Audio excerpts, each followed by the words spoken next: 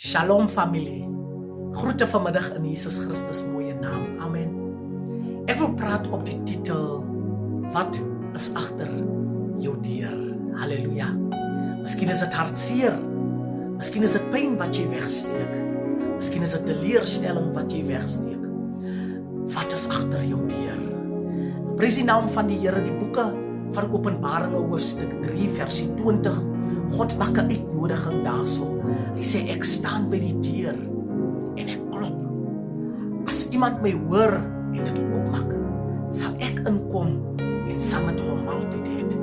En hy sal saam met my maaltyd het, sê die Here van die leerskare. Nou God forceer hom op niemand nie. Hy's 'n gentleman.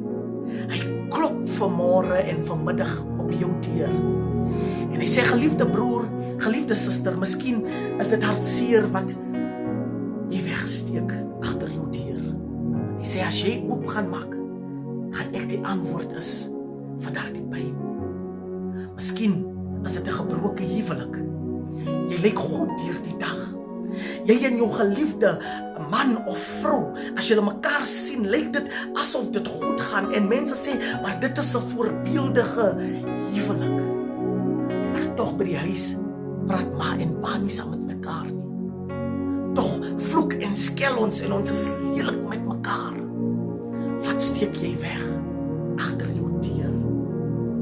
Wat steek jy weg? Miskien as jy 'n dwelmverslaafde en jy steek dit so mooi weg dat jou vrou, jou man vertrou jou by die huis.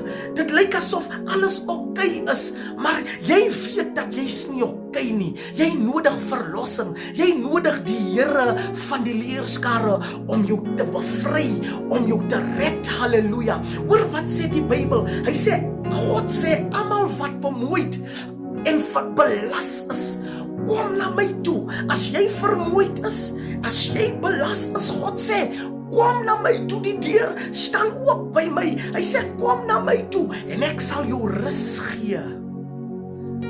Jy nodig rus, my broer. Jy nodig vrede, my suster. Maar God forceer hom op niemand nie.